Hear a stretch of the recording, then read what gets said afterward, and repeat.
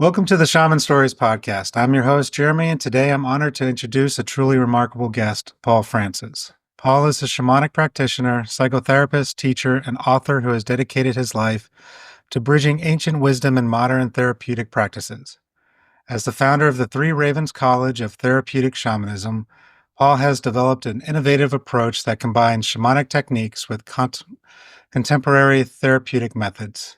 His books include Shamanic Journey, Rewilding Yourself, and Soul Roots. These have made shamanism accessible and deeply relevant to the challenges we face in today's world. And also, for bonus points, he's also my first teacher who helped lead me down my own path to spirit. So thank you for being with me today, Paul. Well, thank you for inviting me, and congratulations on your podcast. Thank you. It's big in Belgium. Apparently, I was surprised. Marvelous. Yeah, really good. Yeah. So, besides what I put in the intro, why don't you go ahead and let people know a little bit about yourself and what you do today?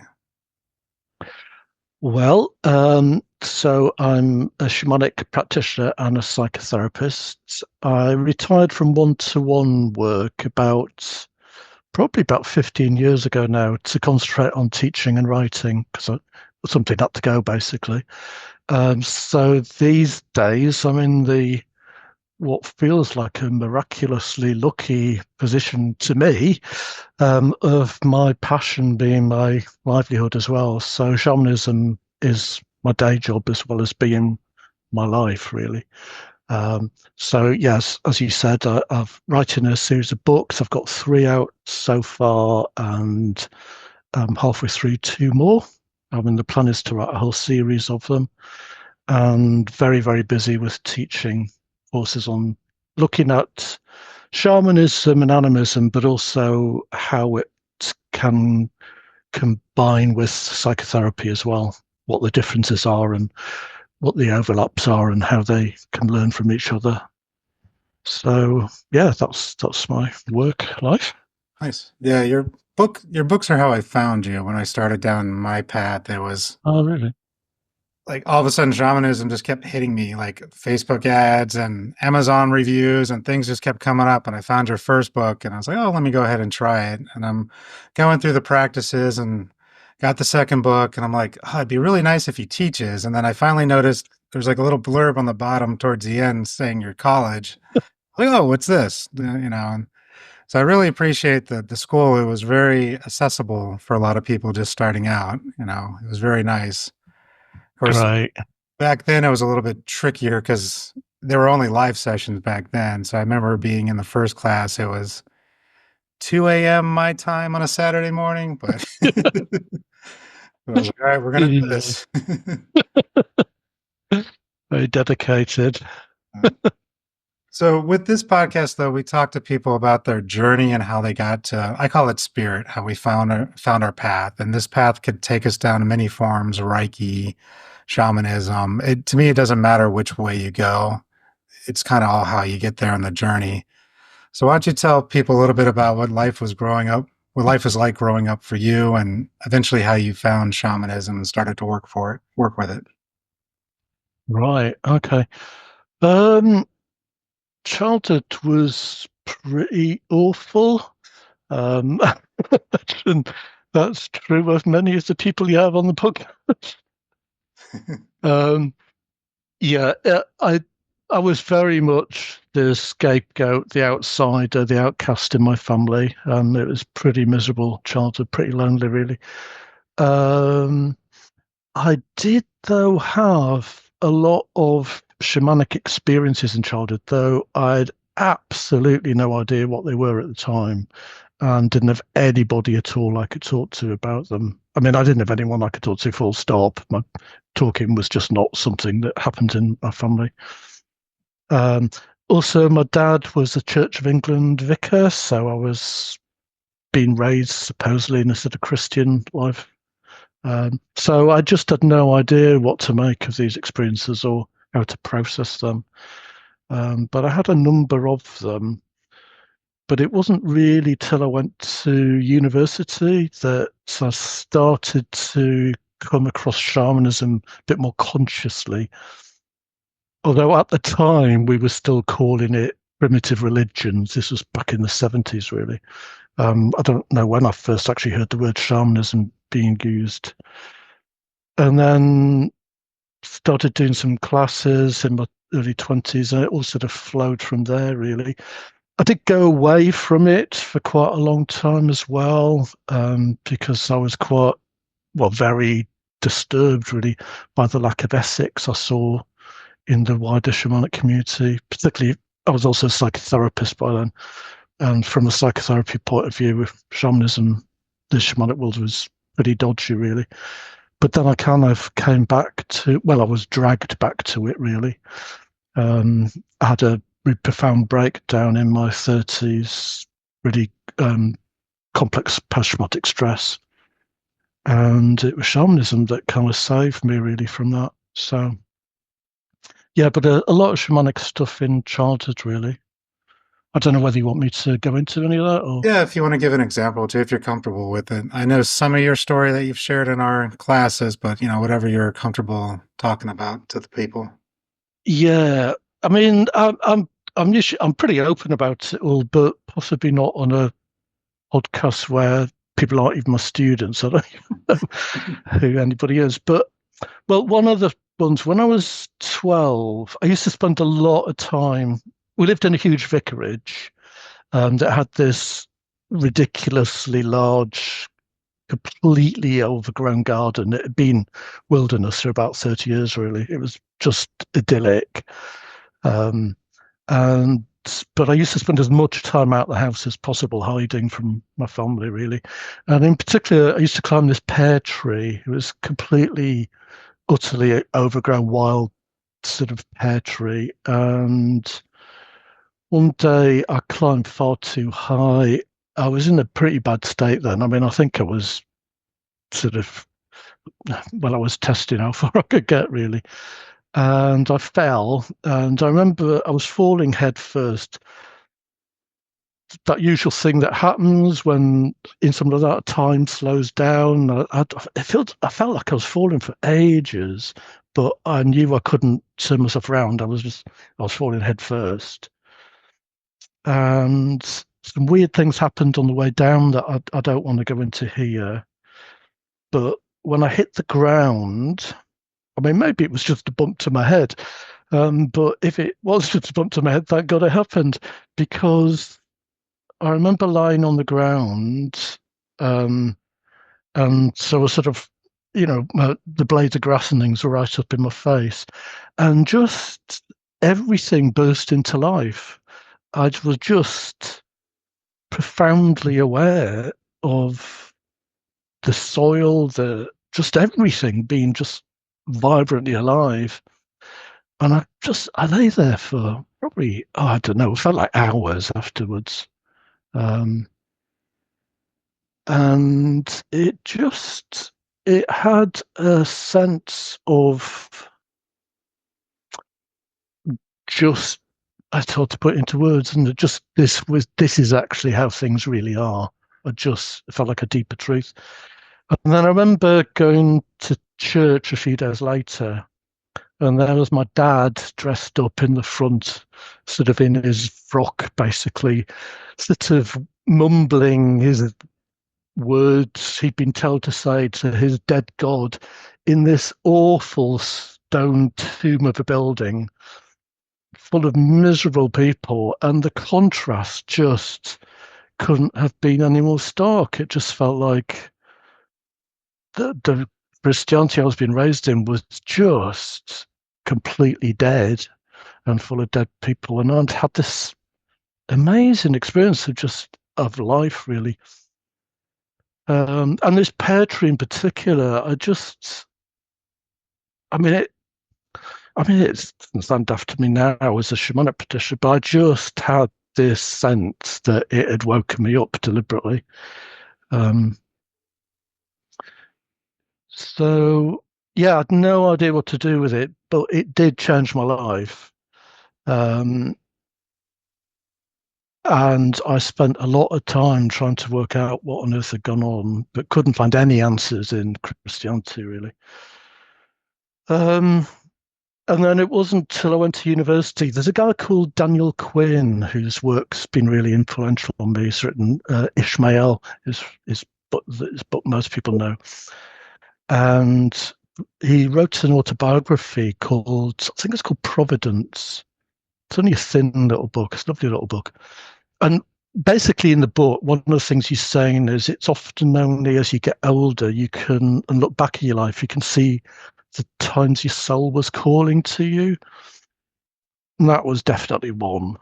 But I remember at university, I'd signed up. I can't remember what I actually got into university to study. I think it was sociology or something.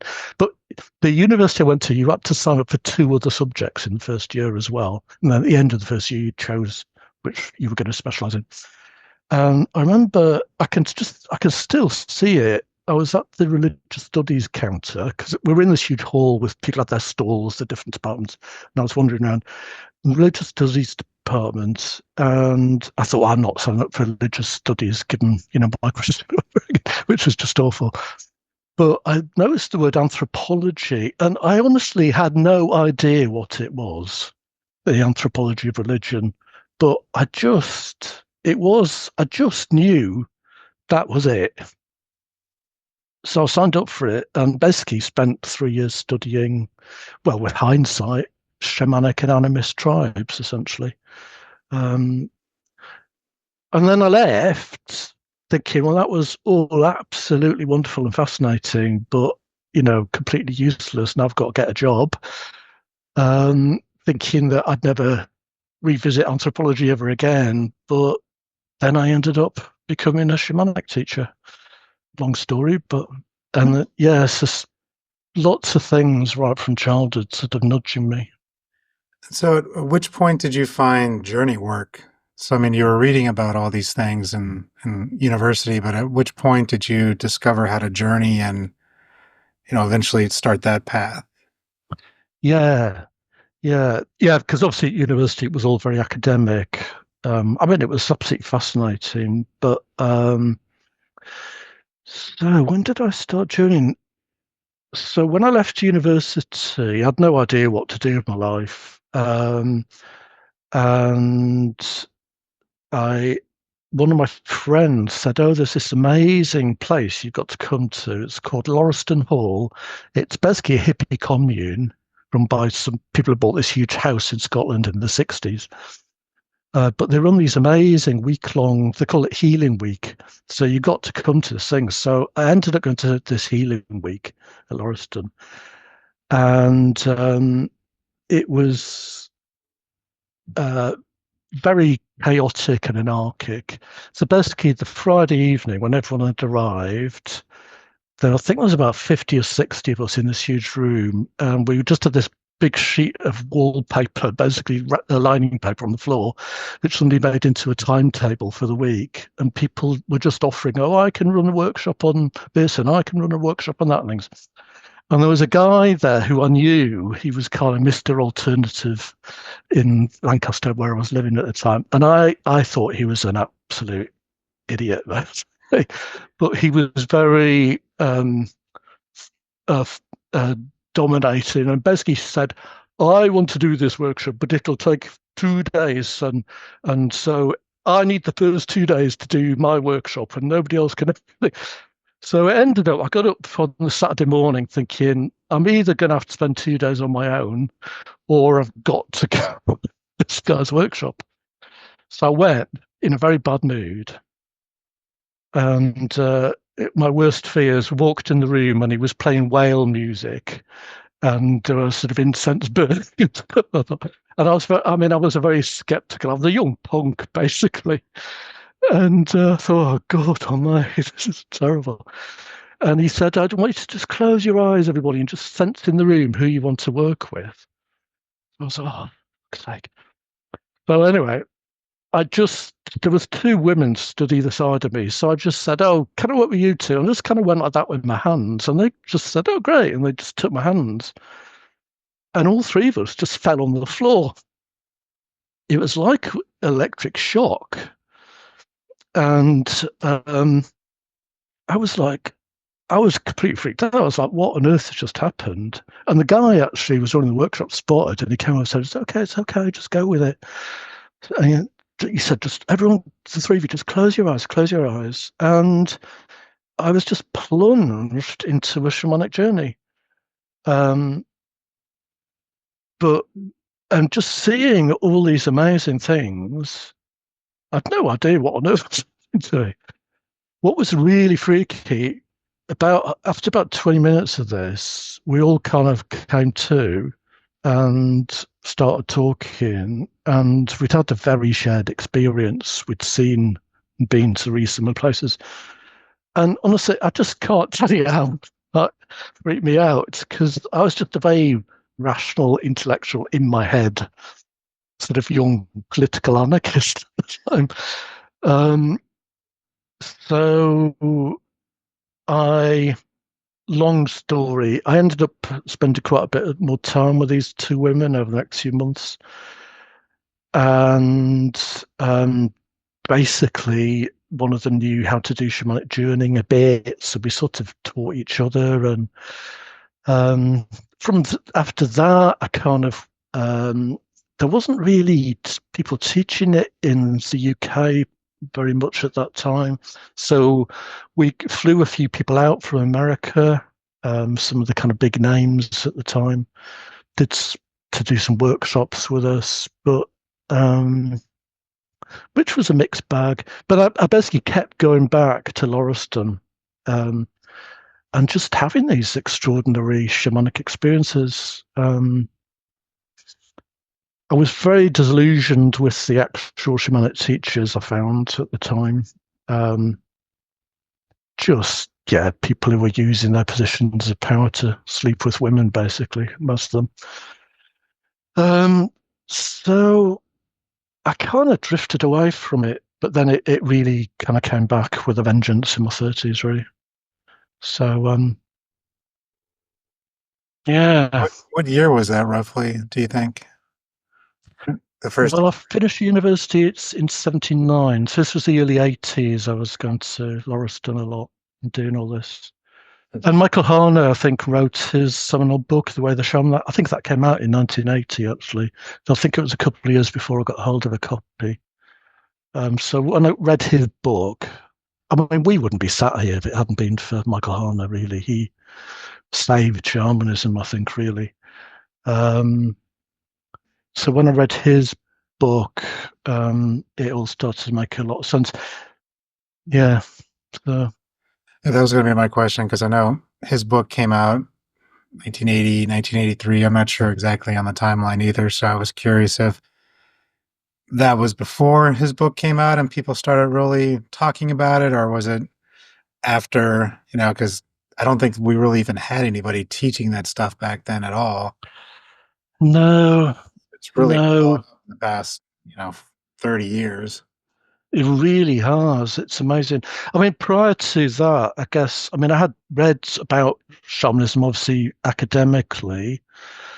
Well, there were a lot of the cultures we were studying had shamanic elements, but they were very corrupted, really, they were falling cultures, really, sort of by contact with Western colonialism by then, really. I suppose the only other thing before that, really, apart from a few academic books, was Carlos Castaneda, who, that's questionable whether it's shamanic at all, really. It's kind of drug-induced sorcery. So, yeah, it was Michael Harner coming up with this really... It's an absolute genius, this very simple way that most people can journey. That was the in for me, really. So, yeah. And can we talk about a little, you mentioned the fall. So that's something you talk a lot about in your classes too, about, civilization before the fall and practices that happened before then versus now. Can you explain a little bit about what that means for people? Yeah. So most people's view of history is just in decades and things, really. And we kind of even talk about ancient history as being like the ancient Greeks and the ancient Romans. But that's only 3,000 years ago. I mean, we're 200,000 years old as a species, as modern Homo sapiens. And for the vast majority of that, for at least 190,000 years of that, we lived as hunter-gatherers, and we lived and breathed animism, and I would argue shamanism as well. I mean, it's disputed by people, but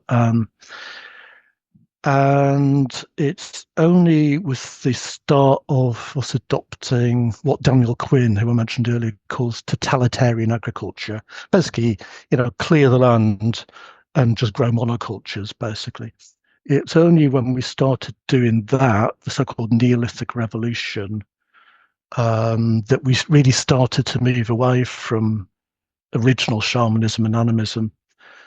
And what that was about was a very, very, very profound shift in our thinking, because original animism.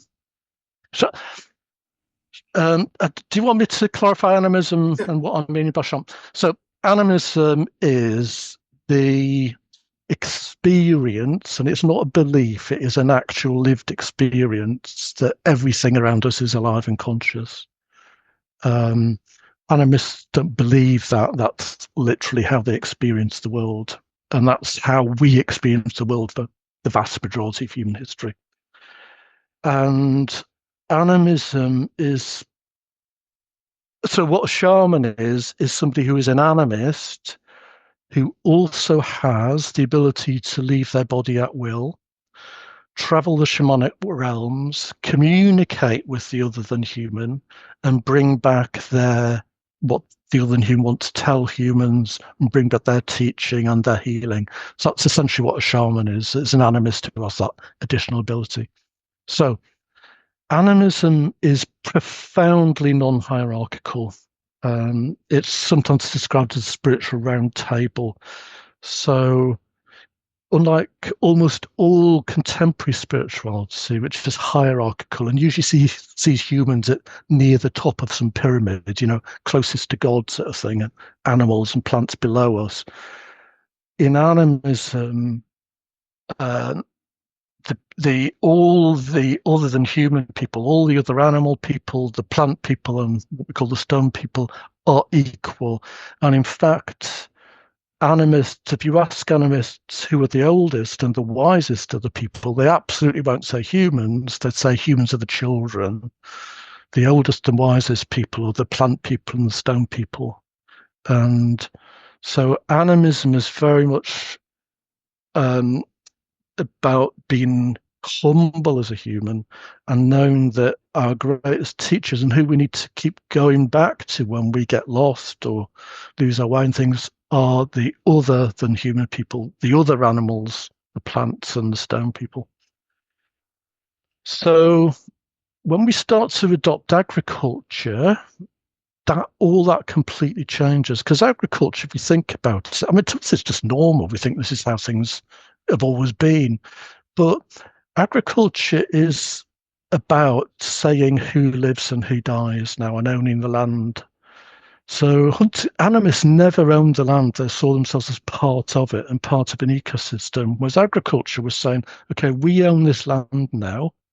Okay, goats, you're okay. You can come on this land, but hyenas, lions, if we see you from now on, you're dead. Okay, wheat, you can live on this land, but any other plants, if we see you on this land, you're dead. Okay, so it's setting ourselves up as God, basically, or as a hierarchy. And the adoption of what the brilliant author Derek Jensen calls the myth of human supremacy. And that's what we live in the modern culture. I mean, you ask most people, and they just take for granted that humans are better than other animals, and that plants aren't even sentient, and the stone people aren't even alive. That's just the world we live in, and that everything around us is just for us to use. And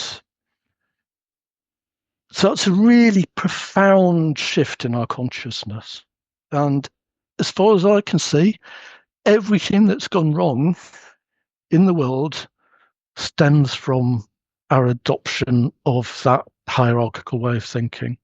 And let's be clear, I mean, we are living in the Anthropocene extinction era.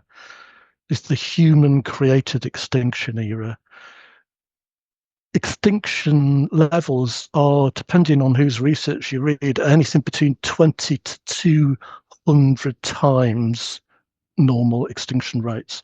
That's human created. I mean, we are destroying the world around us and possibly ourselves in the process. So, which isn't the mark of a highly intelligent species, really. So, we're in a mess, and it all stems back from this profoundly broken relationship with the other than human. And that's at the heart of animism. Now, many contemporary cultures that we think of as still being animist, a lot of indigenous cultures, I mean, we owe them a huge debt to gratitude because they have kept that animist teaching alive. At the same time, they are enormously infected by this hierarchical thinking, what Daniel Quinn calls taker culture, basically.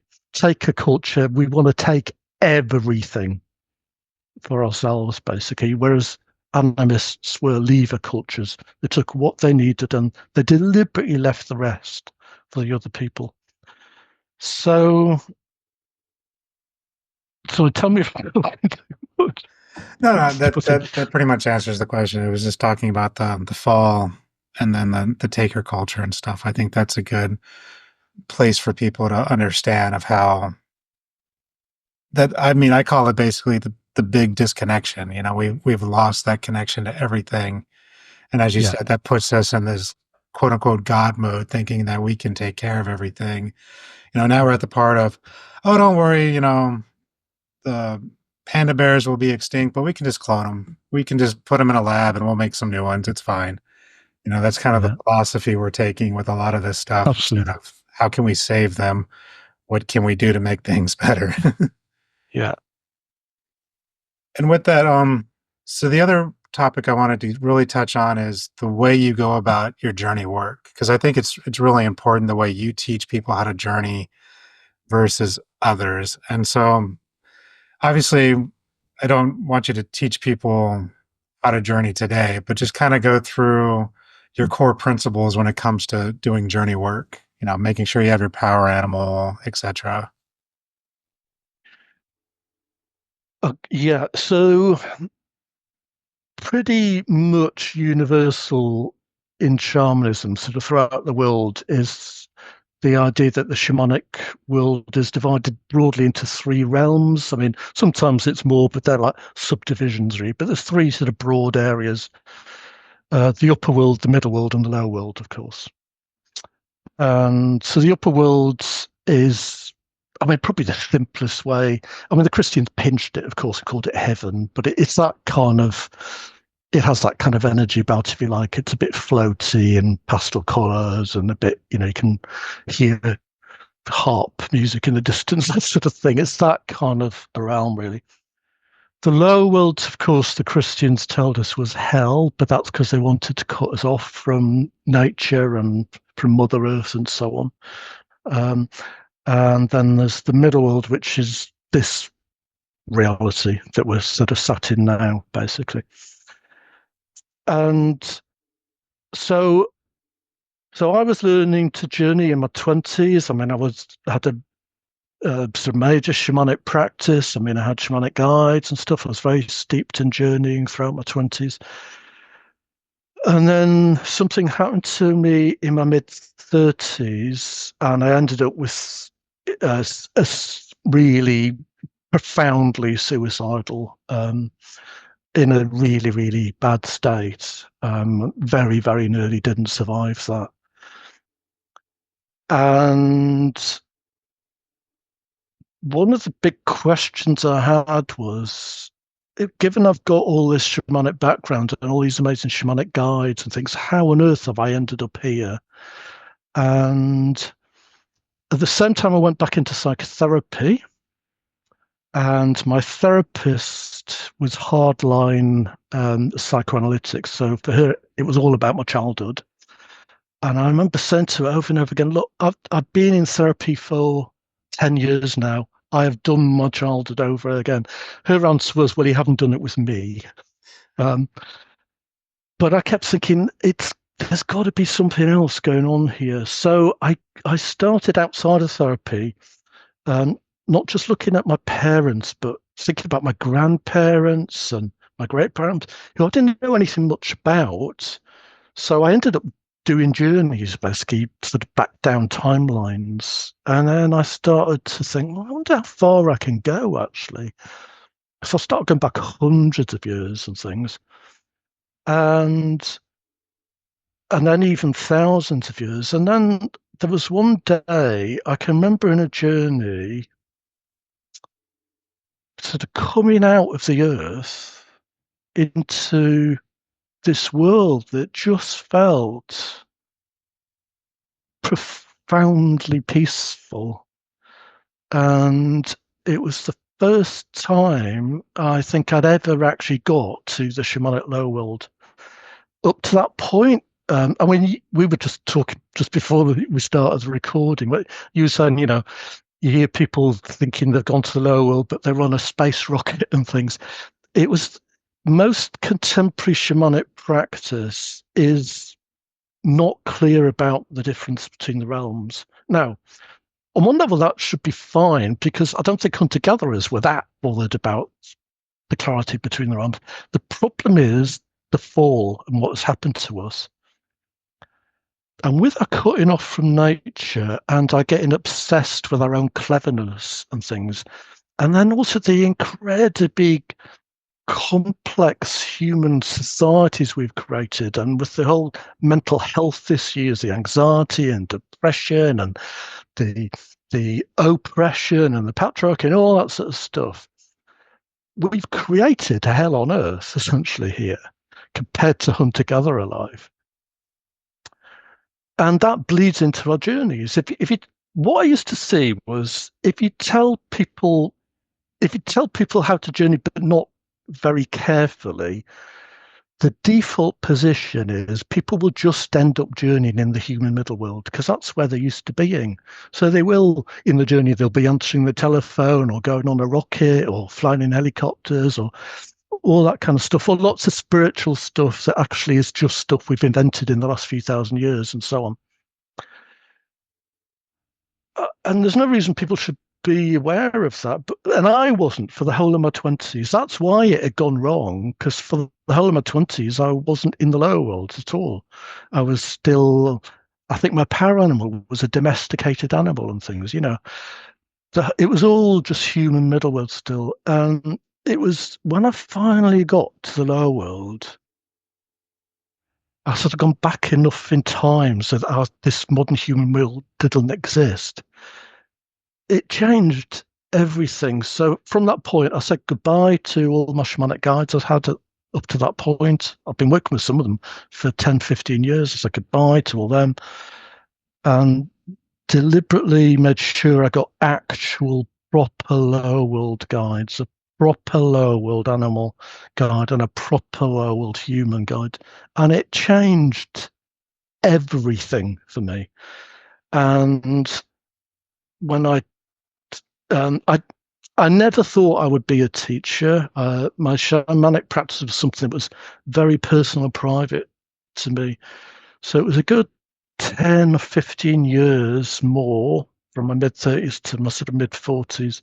I was just very quiet about it. But my guide started nagging me, Paul, we want you to teach this. And I was like, no. But eventually, obviously, I gave in. And it was when I started teaching people. A lot of people had trained in other shamanic colleges and things as well, just to be more careful about which realm you're in and knowing the differences and really trying to sort of strip away the modern day human stuff and really get back down to the kind of nature that hunter-gatherers would have known instead. Completely wild, completely undomesticated. And I saw the light bulbs going off in their heads as well. And the way their journeys just got they were deeper and more powerful and clearer.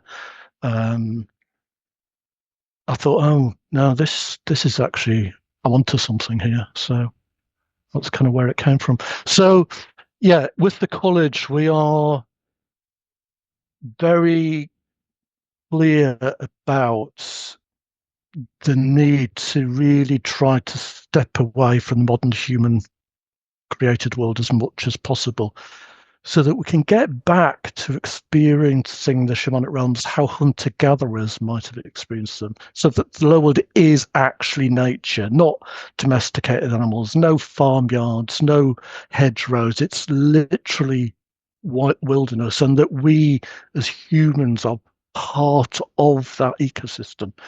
And when you get really rooted in that, and then you can do the upper world, then you can start coming back into the middle world, but you have more healthy perspective on it. You're less caught up in it. You can see it for what it is more.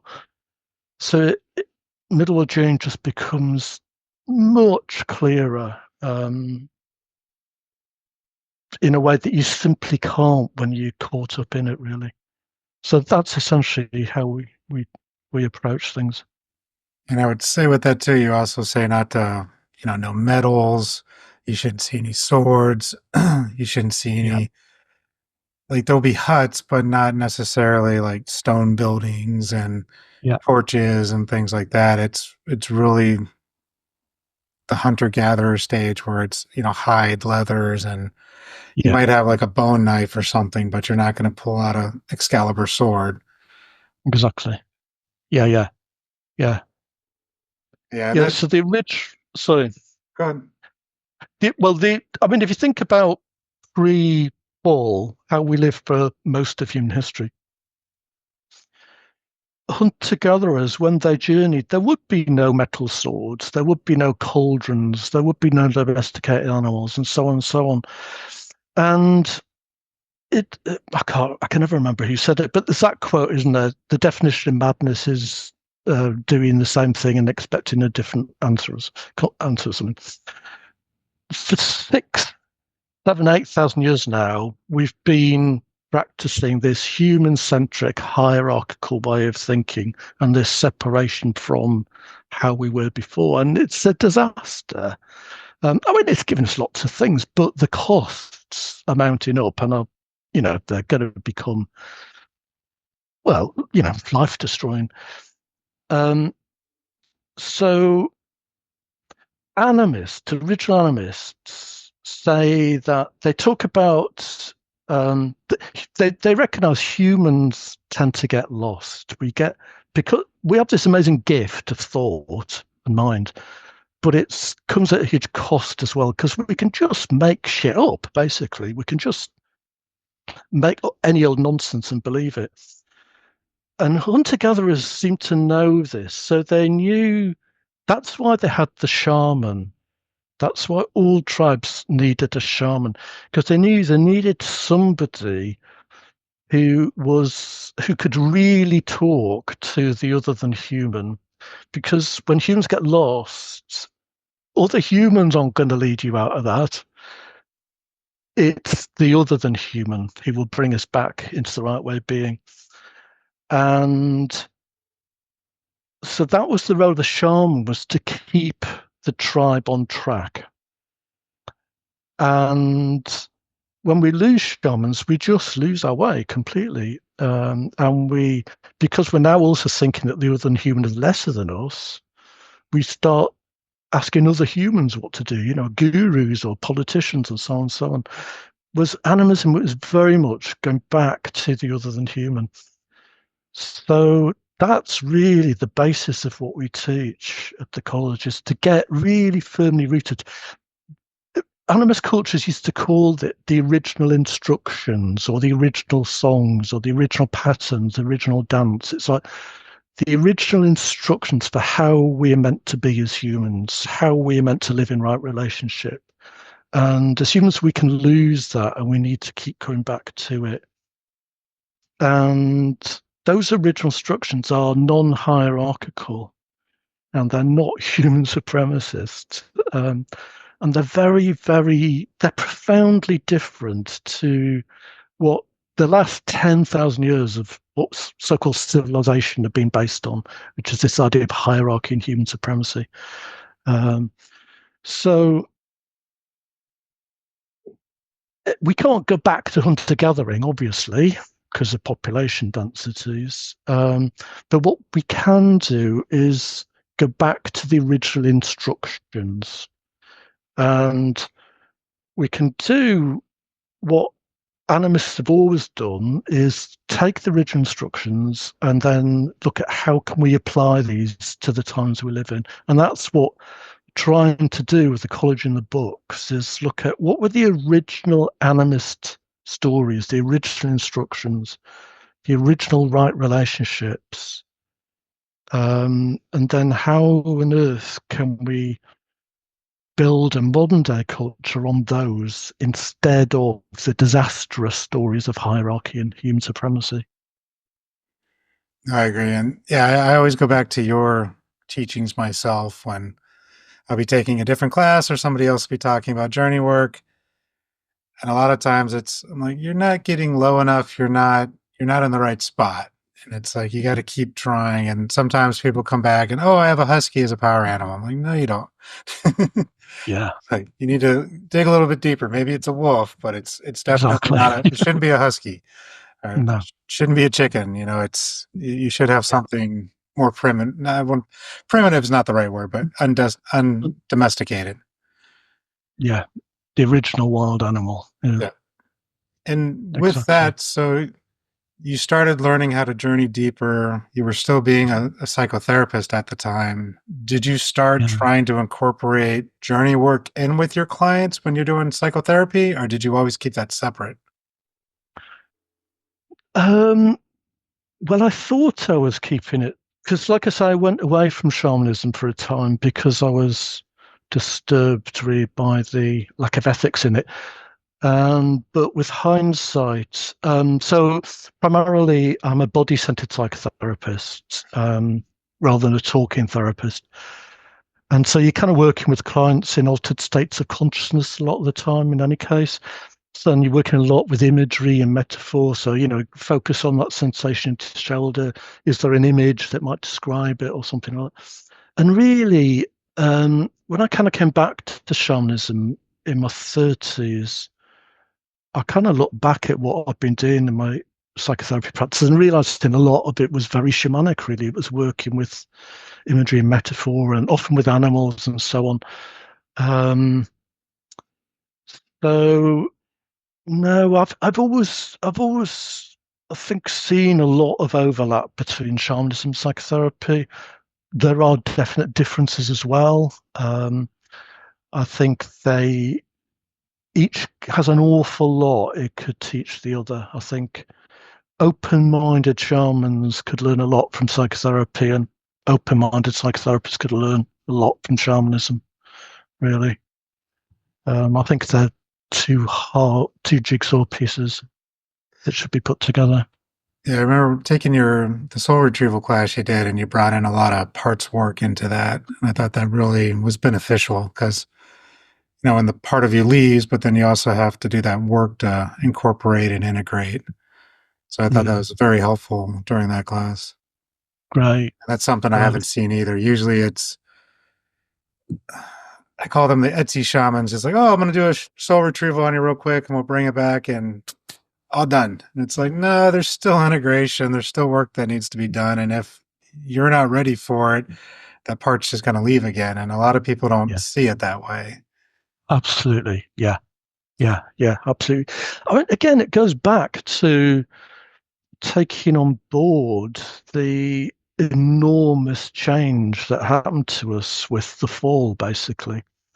So, as humans, we kind of often people think we're kind of clever because we've tamed and domesticated so many other animals and plants. But the animal we've domesticated above all others is ourselves. We are enormously tamed and diminished compared to what we once were. Um, James C. Scott, the amazing writer, he wrote books Thinking Like a State and another book called Against the Grain. He's an academic, but I mean, he says domestication actually literally dumbed down our brains. And dumb down our senses. We are diminished compared to, if you read accounts of hunter-gatherers, actual original hunter-gatherers, from anthropologists or missionaries, things, people consistently say just how incredibly alive these people are. They're just vibrantly alive, and their senses are heightened and everything, and they're full of life and so on. So domestication dumbed us down, really. And in order to fit in with our modern day culture, we sent parts of ourself away. So, I mean, soul loss is obviously where parts of your soul is kind of left and not come back. And traditional shamanism says that happens through all sorts of things, like if a loved one, if somebody you love dies, if part of your soul might go off with them. So people say, ever since they're gone, there's a hole in my heart, or, the light's gone out of the world, that sort of thing. So soul loss can happen through loss, bereavement, illnesses, and so on. Those are the traditional shamanic things the hunter-gatherers would have suffered from. But the single biggest cause of soul loss in most of the people I work with, I mean, I worked as a shamanic practitioner for 20 odd years and things. I mean, I saw hundreds and hundreds of people. And the commonest cause of soul loss I found was because people had sent part of themselves away to fit in with childhood or to survive schooling or whatever it is, or to do, a shitty job that nobody should ever have to do, flipping burgers for 12 hours a day, some soul destroying job or something. So these days, you can't just do traditional shamanism because in original shamanic culture, if somebody suffered soul loss through somebody dying or something, there'd be no part of them wouldn't want that soul part back. Okay. These days, if you have sent that part away, sent away your assertiveness because it wasn't safe in childhood, so you've learned to be kind of meek and mild-mannered, and you say, "Oh, okay, I want some soul retrieval to get that part back." Do you really? Like, how's that going to affect your relationship with your partner, with your kids, with your boss at work, and so on? So often people come, then they want soul retrieval, but there's parts of them all the parts of them, the parts that sent that soul part away, don't want that part back at all. So these days, if you just, as you say, do the traditional shamanic thing, you go get the soul part, bring it back, blow it into the person. Sometimes it'll work, but a lot of the time it just fades over the next few days or weeks and essentially leaves again because parts of you didn't want that part back. Or the other problem is, how do you have that part back in your current life that you built around whatever it is, being meek and mild or being assertive so you don't know how to be vulnerable anymore, or whatever it is you've sent away? So it involves, soul retrieval involves a lot of discussion with parts of self to get them on board, and then a lot of changes that people have to be talked through this, and are you ready for this, and be prepared for it, and so on and so on. So this is why I say shamanism and psychotherapy have a lot to learn from each other, because the old traditional shamanic ways of working, they were designed for pre-fallen cultures, non-domesticated people. Domestication has profoundly changed us, and so we have to understand those changes. And psychotherapy is very good at understanding, what's happened to us. But shamans need to understand it too and adapt the way they work accordingly, because we're not original hunter-gatherers anymore. Those old techniques aren't going to work in the same way. Yeah, I see that all the time with people too. It's, I kind of turn it into like desire work too of, what is it that you're truly after? And if you bring this part back, like you said, are you willing to change? And not only that, but what are you going to lose? So maybe being anxious all the time or being meek all the time brings attention and people pay more attention to you. And then if you become more Very good. assertive, they're not Very going to want good. to pay attention to you. They're going to Very start good. fearing you, and and now you're going to lose that attention that you always were getting. Absolutely. And so it's hard to wrap your head around. I mean, I go through it all the time too, of trying to figure things out. What am I truly after when I'm doing X? And what do I Yeah. truly want out of it? Is it, I use the going to the gym analogy a lot. It's like, do I really just want to lose 20 pounds and get healthy? Or do I want to be seen? Do I want to feel like I'm attractive now and people will finally love me? You know, Yeah. it's not Yeah. about working out, Absolutely. it's the need to be loved. Yeah. Absolutely. Yeah. Yeah. And Yeah. it's a tough one for Absolutely. people to focus on. I've had people come to me and it's like, oh, I'm getting a divorce. I just need to clear all this and cut any cords and ties. And I'm like, well, did you initiate this or did your partner? My partner did. Yeah. Are you ready for it? Because it Exactly. Yeah. doesn't sound Yeah. like you are if this just happened. Yeah. Yeah. It's that sort of paradox. People want to feel better, but they don't want to change anything Yeah. at the same time. They want everything to stay the same. Don't want to put any work in, but they just want to feel better. And it's not how it works. They want the spiritual Tylenol. They want that quick pill overtake. Yeah, yeah, yeah, yeah, yeah. Absolutely, it is. It is. Yeah, And yeah. it's And again, it goes back to the fall, of course, because original hunter-gatherers were much, much more in touch with the lower world and their soul, because our souls are of the lower world. And so their middle world lives, who they were in the middle, was modeled on that connection with their soul. These days, we're completely cut off from the lower world, completely cut off from soul, really. I mean, there's very little actual true understanding of soul now in this culture. And so we are living middle world lives that are just entirely made up constructs of, you know, and in order to do that, we've had to send lots of parts away. And so if you are going to bring those parts back, you're going to have to change. And that isn't something I want to do. Or there's going to be consequences to your middle world life. I guess with that, like what suggestion or advice you would give to somebody who is trying to do that work? I mean, I don't know how long that might take for the advice part, but just, I guess, general advice for someone who knows something's wrong and they need to change something. And maybe they're just starting out in shamanism or working with a practitioner. You know, what advice would you give to them? Well, I mean, it might sound like I'm plugging my approach, but I can only be honest and That's say what we're here for too. the thing that's made the difference to me and to the students I teach who kind of get it is to understand the state we're in and the history of it, and that's not how we are meant to be or used to be. And it all really comes back to getting to the actual proper wild lower world. If you get rooted there, so much starts to fall into place. Um, it's honestly, it's hard to describe the extent to which that is true, though. It's just everything is more grounded, clearer. It just changes everything.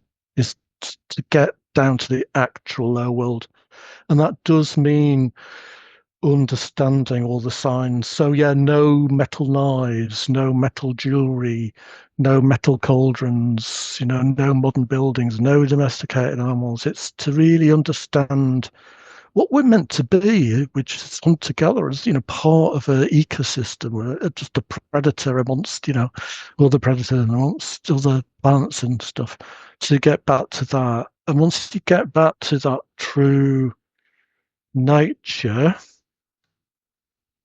a lot of the middle world stuff that you kind of thought was really important and get caught up in just it just doesn't seem that important anymore.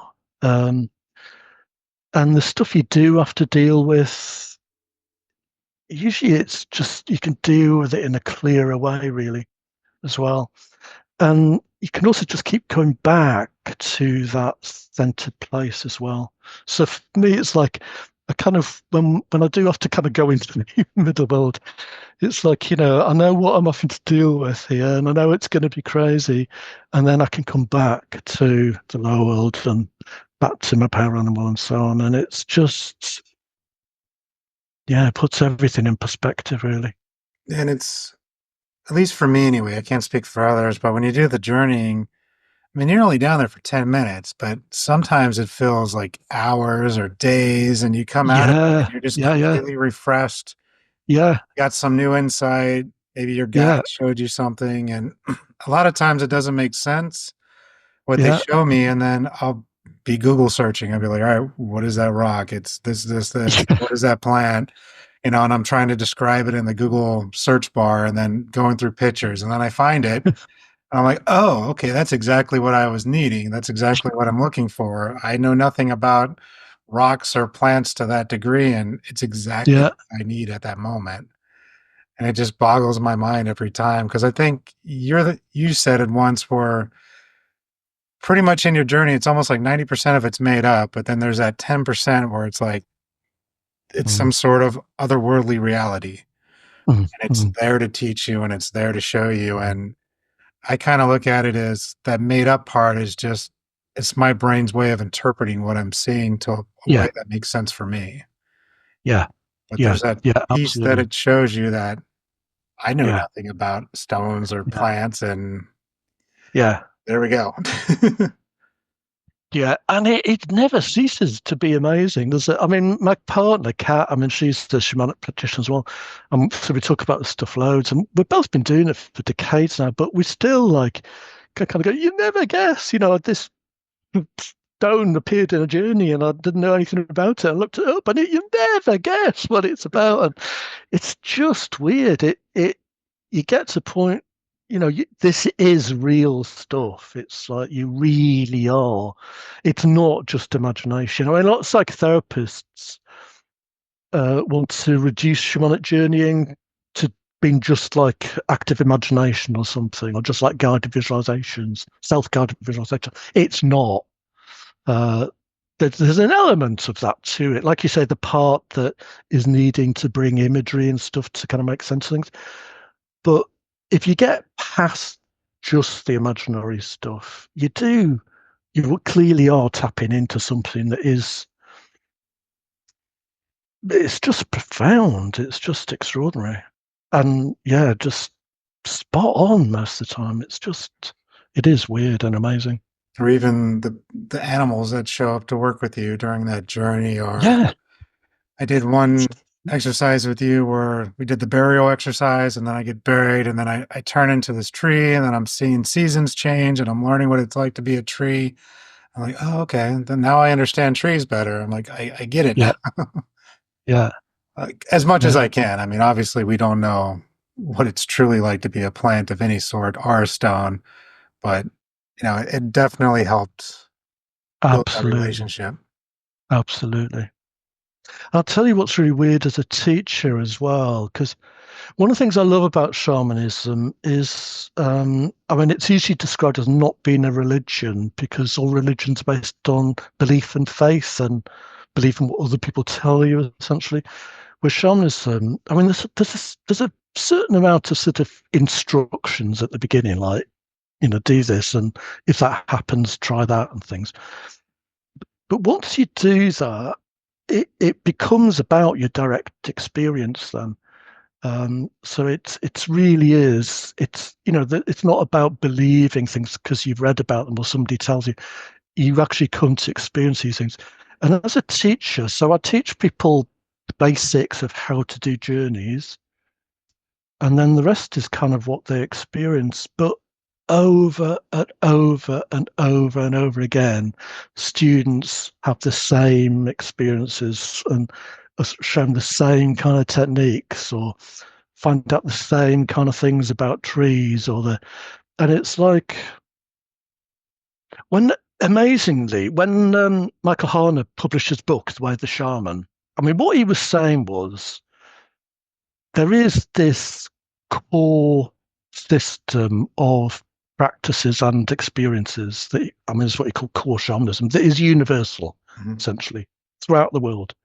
And when he published it, I know in the anthropology world, it created a huge sort of kerfuffle because anthropologists were quite rightly saying that's impossible because there is no belief system that is. We're talking about pre-internet days, of course. There is no. I mean, look at the way religions morph as they move through different countries and things. There is no consistent belief system like that. It's impossible. You're talking about a belief system that spans all 5 continents and hundreds of thousands of years. That's impossible. And Arne said, "Well, I've got the evidence." I mean, he was a research anthropologist. If you ask shamans how that's possible, they will say, because we're all talking to the same thing. We're all talking to the ancestors. We're all talking to the other than human people. It doesn't matter whether you're in Peru or you're native Australian or something. Essentially, the imagery might be different, but that's just the surface stuff. We are all talking to the core principles, the original instructions, and that they are ancient and cross-cultural and huge and vast. A lot of the same tools are used too, and they're finding them. Yeah, I think the oldest shamanic tool, or what they're thinking is a shamanic tool, I think it's about 35,000 years old. Because yeah, obviously things were made out of wood and hide, so stuff doesn't last that long. It wasn't made yeah, of metal. And so they're finding these, bowls or paintings on cave walls depicting journey work, and it's like 30,000 years yeah, old. yeah. It's just, Well, and one in the Blombos, I think that's been carbon dated around 77,000 years old now. And amazingly, of course, they're also now starting to re-examine Neanderthal objects. Because in our human narcissism, we just assumed that, Homo sapiens were the best hominids, but re-examining Neanderthal objects and start to think these clearly look like shamanic objects. And there's a program, a documentary called it's called Cave of Bones. It's about an even older hominids, about 250,000 years old, I think, called the Navids or something. I can't remember. But they clearly, the reverence for which they are treating their dead and things, they are clearly practicing a form of animism. So, I mean, I think for me, when you kind of really get what animism is, and it's about being op- open to the fact that everything around you is actually alive and conscious. Very different kinds of consciousness to us, but that doesn't mean they're not conscious. Once you really get that, the only things that aren't animists are modern day humans. My cats are animists, the way they live their lives. They're absolutely animist. The trees are animist. The stones are animist. Everything is living in that conscious reciprocal relationship, apart from modern day humans, because we've gone insane. I would agree. Yeah, and it's hard. I mean, trying to get back or trying to find the balance again, because we will never be able to go back, like you said earlier, but it's how do we go forward and find that balance Mhm. where we can still be stewards of the earth, but still kind of live the way we do now, because we can't go back to grass huts and this and that. That's just not feasible at this time. But how can we do better at taking care of what's around us? And that's not a question we can obviously come up with an answer today, but that's something as a race we need to just figure out. And hopefully we'll get there before we wipe everything out. Yeah, yeah, and it feels like it's a kind of a race, which is going to happen first, isn't it? But yeah, I mean, that's all we can do is keep. But I mean, you were saying earlier, in the 1980s and things, hardly anybody'd heard of shamanism, and now it's all over the place. I never thought I would live to see this. I used to try to talk to people about shamanism, but nobody was interested. or you could see they just couldn't quite take it in somehow. Now people just soak it up, and there's a huge change happening. It's the biggest growing form of spirituality, as a few surveys have shown recently. And I think for us, we clearly have extraordinary gifts as humans. This ability to think and come up with to think, come up with maths and physics and all the amazing stuff we can do. But the problem has been us thinking that makes us better or special. And it just makes us different. I mean, every animal's got its unique gifts. But with our particular gifts, because they are remarkable, really comes great responsibility. So rather than seeing ourselves as special, we really need to see ourselves as needing to be particularly careful at how we use this power we have. We have made ourselves the stewards of the world. I mean, we have made ourselves gods in that, what lives or dies on the planet over the next 100 years or so is going to come down to us and our decisions. But for me, animism is about learning a profound humility. That animists say we're not the cleverest, we're the children, we're lost. And whenever we find we got lost, we have to go back to the other than human. And if we just keep doing that, we can find a way. Yeah. Because we can't, it's not about going back to hunter-gathering, it's going back to right relationship with the other beings we share the planet with. That's what it's about. And right relationship with each other as well. Sorry. No problem. I was just going to agree and kind of touch on that too. It's also part of living more from the heart space, because that'll really open up those connections versus being in our head, which is where we're at now on the Western side. We're not living from the heart and realizing what we're doing. It's all from the head and facts and figures and budgets and numbers. And most people, they're doing their best just to stay afloat and pay their bills. They're not thinking about anything else. No. Yeah, absolutely. And then with that, so make sure we're respectful of the time and stuff for you too. Why don't you tell people a little bit about your school? Because it's definitely come a long way. I think I started there 2019 when I first was taking classes, and it was only live with some recordings. Now you've definitely revamped it and more on demand and stuff too. So why don't you touch on the school and what you got coming up with it? Yeah, so I was teaching shamanism all over the place for a number of years, and then set up the Three Ravens College in, I think it was 2007.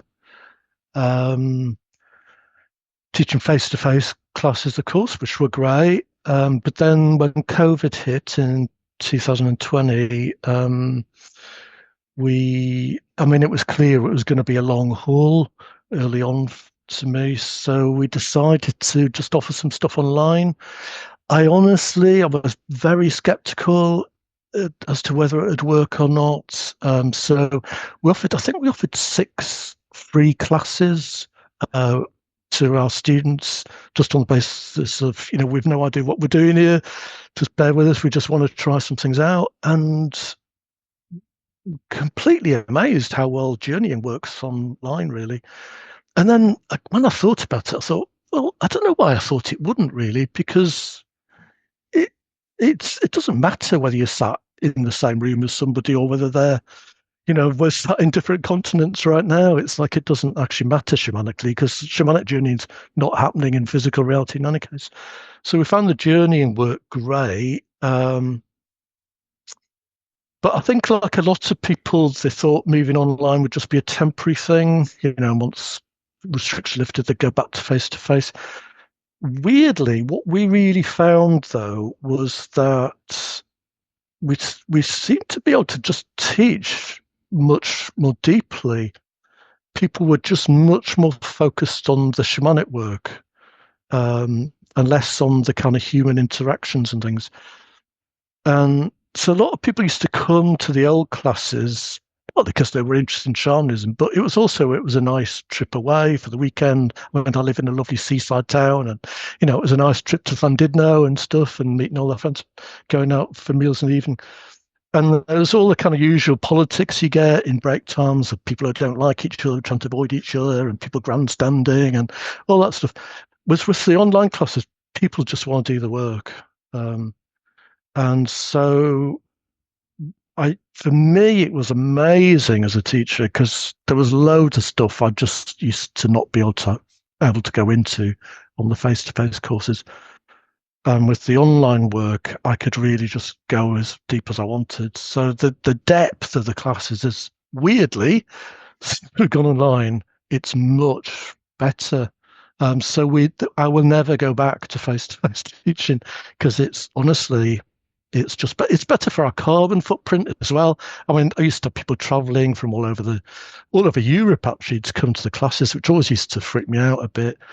Our carbon footprint's less. People could do the classes in their own time, in their own homes. They're not tired because they haven't they haven't stayed in a hotel overnight, and they haven't got a long car journey to get home and stuff. So on every level, it's been better.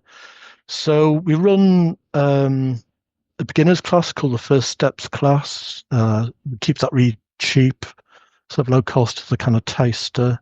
And then we run a series of low will classes called the Next Steps classes. And then we run classes in the further steps in all sorts of different aspects of shamanism.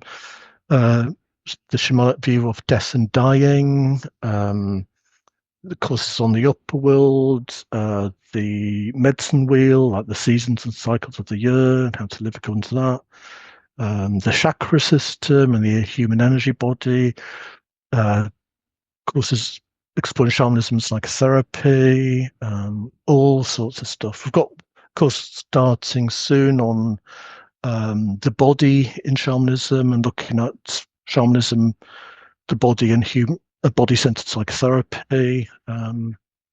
All sorts of stuff. Yeah, I've signed up for that one, the somatic body and shamanism. So I'm excited for that one. Yeah, it should be a good one. Yeah. And then I guess with that, so if the way you work things is you take the first step course first, learn the basics on journey work, and then you can move on to the other ones when they come available, because they're not they're not always available. It's just you go through cycles when you have them up and running. Yeah. And the way you're doing it now is you'll have on-demand videos, and then you can take the live portion as well, and then obviously get the recordings and everything for live. Yeah. If someone's already done some journey work somewhere else, can they go into your next steps, or do you always want them to start at the first steps? We used to let people, because it seemed like a reasonable thing to do with people already done shamanic work, we used to let them skip the first steps. And we did that with dozens and dozens and dozens of people. And every single time it didn't work out because what we teach is different, partly because of that clarity about the realms. But there's other things as well. I sometimes say to people who have trained other places when they come in our first steps, you might find some of the things I'm saying, they might just seem like minor things, but it's a bit like if you had two compasses and they were set slightly differently. You'll start off thinking you're going the same direction, but you will gradually start to diverge, and without doing that, people who have trained somewhere else, they are over there, basically. They're not where we would expect them to be. So we do now insist everybody does our first steps. I mean, it's very low cost. Oh, yeah, it is. For what it is. And honestly, the experienced practitioners, I mean, we've had people who've been shamanic practitioners for 20, 30 years, seen hundreds of clients and things, doing our first steps. And they always tell us that they get loads out of it, that it's clarified things, it's taken stuff deeper and stuff. So we do insist on it, but it's only £80, for about 20 hours of teaching or something. So no, it's I would recommend it heartily because that's one thing I really appreciated about your school when I was looking for training was I just wanted to try it. I'm like, I just want to see what journey work is like first before I commit to some lifelong journey and thousands of dollars and all this other stuff. Like, I just want to see what it's like. Yeah, And a lot of times it's like, oh, sign up for my 6 week course and it's thousands of dollars. And I'm like, I'm not yeah, paying that just to try something to see if it works. Versus your model, I like better. It's like you start low, you learn the basics, see if you like it. And then if you want to branch out and try different techniques, these are available as well. And even those, yeah. I mean, I'll be honest, you're underselling yourself on those too. Like you compared to other people, like you're very affordable and you have a nice community too with the signal group and everything. And it's like a lot God, of I love people who are music. really interested Yeah. in caring about everything too. I mean, in terms of the cost, we try to be leavers rather than takers. I mean, we try to practice what we're preaching, really. So, I mean, I've always been poor all my life. I mean, I mean, all four of us who run the college together, I mean, it's our livelihood, so we have to earn, money, but we live very modestly. So we literally make the courses as cheap as we can, and we'll always do that because we want to just share, and basically. So yeah. So And then with that, I mean, we'll start wrapping it up as we're coming up on time. But do you have anything else you wanted to share about your journey or any other insights that you want to let people know? I mean, if obviously people still can't even afford those fees for the courses, I mean, there's the books. So the first book is basically about how to do a proper lower world shamanic journey. The next two books will then go further and further into the lower world. The fourth book is going to be about the upper worlds, and then the next books are going to be then on different aspects of shamanism, like the medicine wheel and death and dying and so on. So the idea with the books is that they will be there'll be at least 10 of them if I live long enough. There'll be a complete shamanic apprenticeship because I don't think that's ever been done before, ever. Most shamanic books are basically shamanism 101, sort of over and over again, really. So it'll be the first coherent shamanic apprenticeship in written form, really. So that's the plan. So, yeah, people want to check those out as well and see if that's for them. Yeah, I would say the Uh, books are pretty easy to read and they have exercises. And obviously, if you take the course, it's a good complement to the book. And so that's what I found was reading the book was great, but actually having a little bit more one-on-one instruction during the course really helped me get through yeah, the beginning of it. yeah. And like you say, we've got a great shamanic community now as well. It's very lively and yeah, lots of support and discussion and stuff. And accessible from all over the world, of course, which is fantastic as well. I mean, we have students from all over the place now, which is wonderful. Um, so yeah, just check it out. And honestly, if you're not familiar with shamanism, I mean, obviously different things suit different people, but I mean, I've tried everything in my life. I mean, I've tried about 10 different kinds of Buddhism, Taoism, Hinduism, all sorts of stuff. And shamanism or animism really is, it really, really, really works. The techniques really change you effectively. Um, and it's not that hard. It's certainly not hard. Things like Vipassana and sort of other kind of torturous meditation practices I've tried in the past. It's also very joyful and just beautiful and endlessly fascinating. It is a path of joy and beauty to me. Um, yeah, and heart and soul. It's a beautiful path. So check it out. The world needs it. Yes, that The I world does need agree. it. Well, I truly do appreciate your time. I love having you on and catching up again. I'm going to be in that somatic course. I think that's Oh, February great. 1st. Is that February 1st? Probably the first, I think. Yeah. Yeah, Oh, it's always great to work with you. So I'll great. be in there too. Yeah. Yeah, I appreciate your time and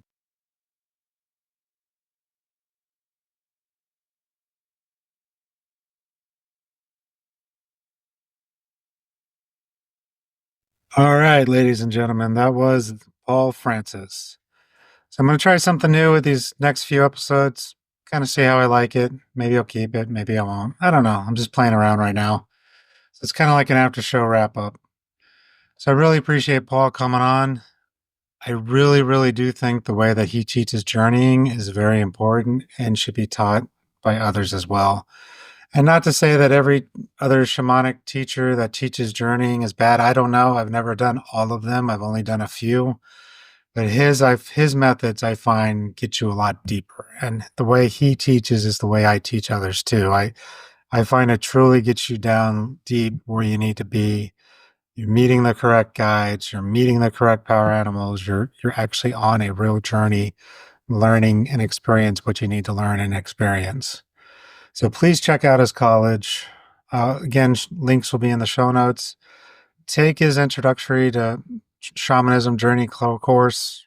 It's well worth the money. I think he even said it was like £80, which was like $100 or something. I don't know what the exchange rate is today. It's super cheap compared to a lot of other people, and it's well worth your time and your energy. So take his course if you want to learn it. If for any reason you want to start learning from me, I also have my own courses on my website. You can give those a check. I'll be doing a 6 month shaman school starting in March. I also do what I call spiritual coaching.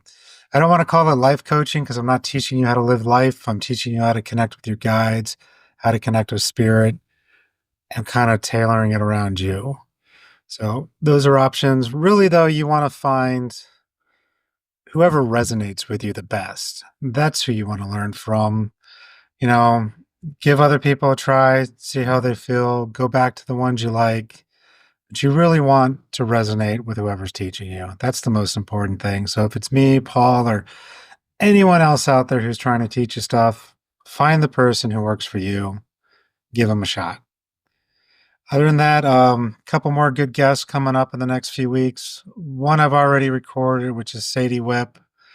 The other two I have coming, we haven't recorded yet, so I don't want to name any names until I actually get things down and recorded because things change and I don't want to have people saying I said somebody was coming when they weren't. Other things of note, if you have any suggestions for this podcast, whether it's guest, editing, maybe I'm doing a horrible job on audio, cool. Send it my way, the shamanstoriespodcast at Gmail, or leave a link under the YouTube comments.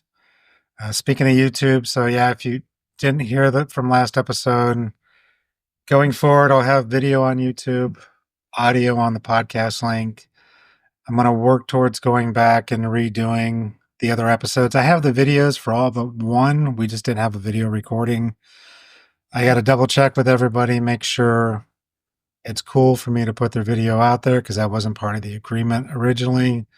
I also got to see how much editing I need to do because my first couple times recording with people, I mean, I'll admit I wasn't at my best and I was still figuring things out. I feel like I've gotten better. I feel like I'm going to get better, but depending on how bad the editing is, I'm just not going to bother because I'll probably just have them come back on and we'll do a redo or just do a new episode with them and talk about something different. So that's pretty much it for this. Again, if you like and subscribe, share, whatever you're supposed to do with these things. I'm mainly just doing it because I was called to do this. I'm enjoying doing it. I enjoy having these interviews with people. I enjoy working with clients and teaching people. To me, this is fun.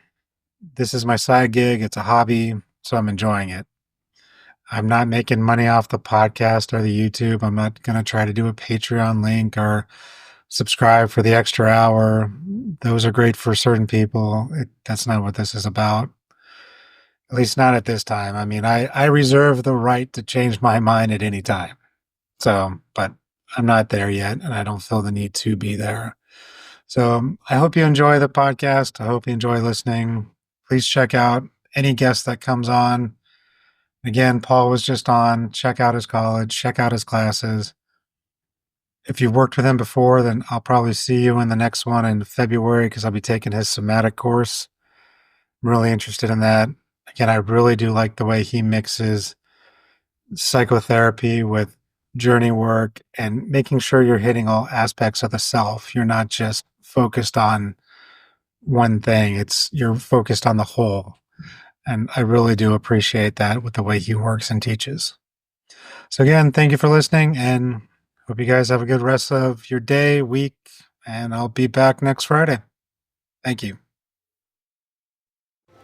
Thank you for listening to this episode of the Shaman Stories podcast. If you have any interest in the services that I provide or the services of my guest, please click the link in the show notes below. Thank you. And until next time, have a good journey.